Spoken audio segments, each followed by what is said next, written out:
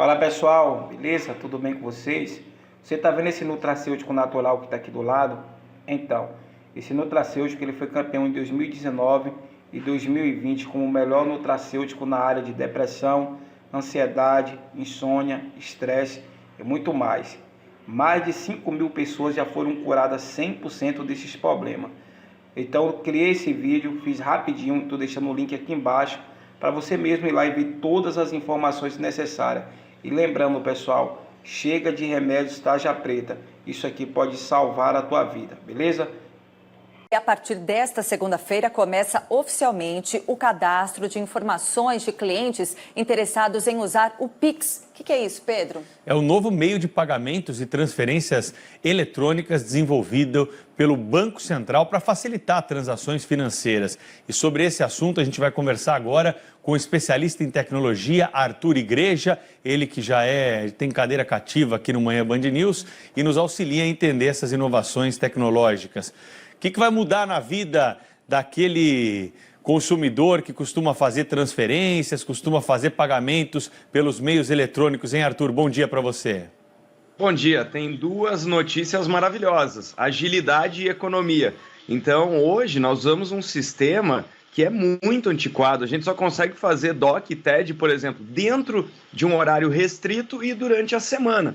Então, se você tivesse que transferir dinheiro para alguém numa madrugada de sábado, no meio de um domingo, você só conseguiria se você tivesse essa pessoa no mesmo banco que você. Então, quer dizer, nós temos pouca interface entre os bancos. Como é que o Pix vai funcionar? Você vai inserir a chave dessa pessoa e vai conseguir fazer transferências e, o melhor de tudo, instantaneamente e gratuitamente. Então, para a pessoa física é de graça. Na média, as pessoas pagam hoje R$5 para fazer uma TED, sendo que várias pessoas acabam pagando até R$15, R$20. Então, é uma excepcional notícia para todo mundo. 5 tá barato, vai, Arthur Igreja. Se fosse só 5, a gente não reclamaria talvez tanto, né? Para mim, pelo menos, eu pago mais de R$10 para qualquer transferência. Agora, vamos lá, vamos entender melhor qual que é a diferença, então, do Pix para um TED, para um DOC, você explicou, né? Mas e aí, os bancos, onde ficam com isso e quanto que a gente vai pagar? Essa conta vai vir uma hora, hein, Arthur? Porque é estranho a gente, do nada, assim, ser beneficiado. A gente não está acostumado com esse tipo de notícia, né? De repente, um serviço pago, caro, se tornar, enfim, agora de graça, assim, de mão beijada. Você tem razão, Patrícia. E os R$5 são a média porque várias pessoas acabam ganhando algumas TEDs gratuitas naquela cesta de serviço. Então também não é bem verdade que é gratuita. A pessoa está pagando uma cesta para o banco e aí ela ganha crédito. Então ela está pagando de uma outra maneira. Mas é isso que os bancos afirmam, que na média nós pagamos R$5. Na prática a coisa é um pouco diferente. O que está acontecendo é que o Banco Central está tentando incentivar a competitividade. O sistema financeiro brasileiro tem basicamente 5 instituições que dominam tudo, eu estou falando aqui de mais de 80%, e no Pix o que nós teremos é mais de 600 instituições que vão oferecer esse tipo de serviço. Então, na pessoa física, se uma pessoa física está transferindo para outra, é de graça. E também os lojistas vão poder receber pagamentos assim. E aí sim, os bancos vão cobrar uma tarifa que ainda está sendo definida, cada instituição vai negociar com o comerciante, mas e aí nós teremos também um aumento na competitividade do lado das maquininhas. Porque imagina só, o comerciante, especialmente o pequeno comerciante, ele está lá pagando o aluguel da maquininha, uma tarifa alta para receber cada pagamento. Muitas vezes ele tem um desconto, se ele quer receber à vista, ele vai poder oferecer o pagamento via Pix. Então é uma agenda do Banco Central que não se limita só ao Pix, vai vir muita novidade também no próximo ano, justamente porque o sistema financeiro brasileiro é muito engessado e muito caro. Arthur, toda vez que a gente fala aqui sobre novidade na tecnologia, né, ainda mais mexendo com grana, a gente fica preocupado com os golpes, né, com as fraudes aí. Há uma blindagem já para se tentar evitar esse tipo de prática aí com o cadastramento já do Pix, depois do seu funcionamento, que começa em novembro, né?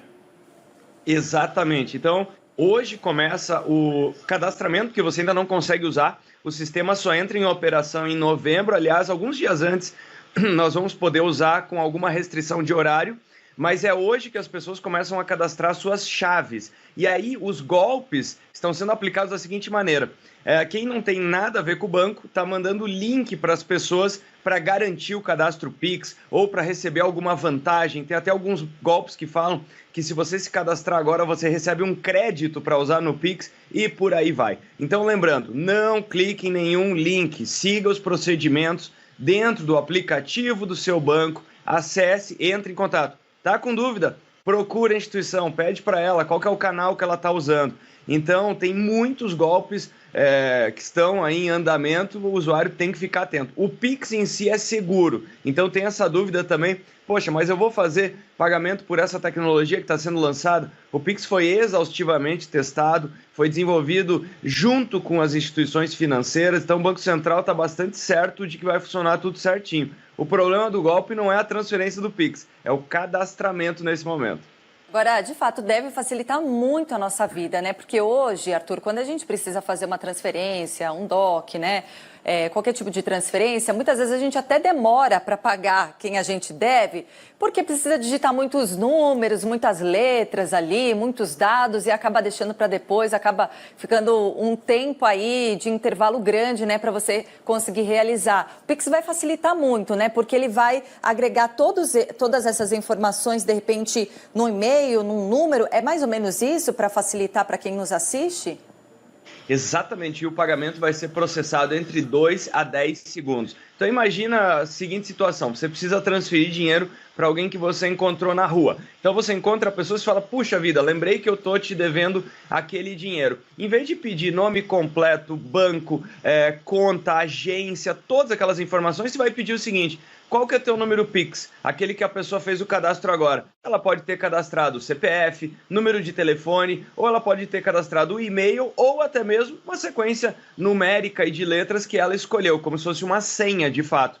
E aí a pessoa informou isso, você abre o teu aplicativo do banco. Então isso é muito importante, não existe aplicativo Pix. Pix não é uma nova instituição, não é um aplicativo. Então nas lojas de aplicativos também tem gente colocando aplicativo, se passando por Pix para tentar enganar as pessoas. Você vai usar o Pix dentro do aplicativo do seu banco. Ele só vai ser uma opção a mais. Então você encontrou essa pessoa na rua, você abre o aplicativo do banco, tem lá DOC, TED, Pix. Você seleciona Pix, coloca essa chave que a pessoa te informou e pronto, a transação está feita.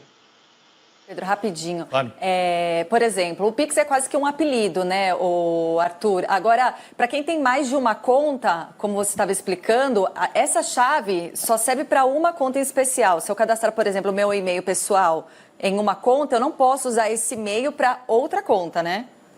Excelente, Patrícia. O que acontece é que você pode cadastrar chaves, mas elas têm que ser diferentes em cada instituição financeira. Então não adianta, se você colocar, por exemplo, cadastrou o CPF no banco A, você não pode mais usar o CPF em nenhum outro banco, porque senão o sistema não conseguiria entender. Então não vai ter a opção chave Pix, transferência para tal banco.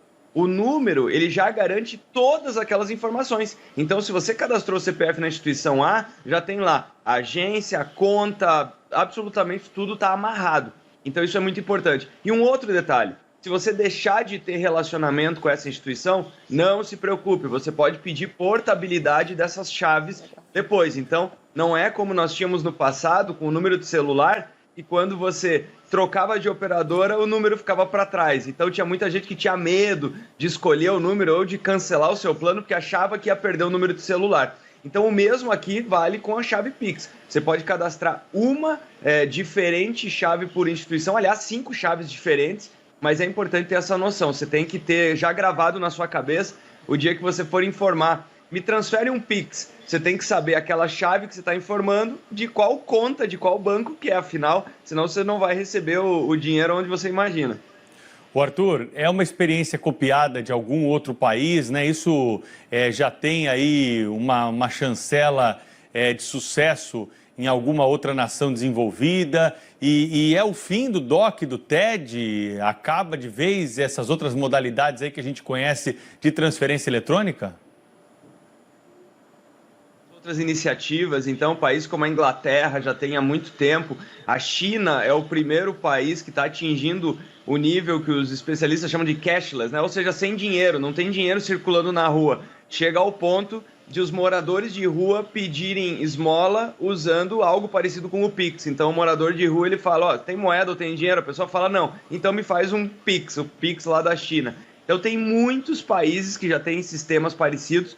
O Banco Central fez um estudo para tentar trazer as melhores características e eu não acho que vai acabar num primeiro momento, porque quando nós falamos de novidade, as pessoas elas vão adotando isso em ondas. Então, só ver o que aconteceu durante a pandemia. Tem muita gente que está fazendo sua primeira compra online em 2020, 25 anos depois da chegada do e-commerce no Brasil. Então, o Banco Central projeta que de 30% a 40% dos DOCs e TEDs devem desaparecer.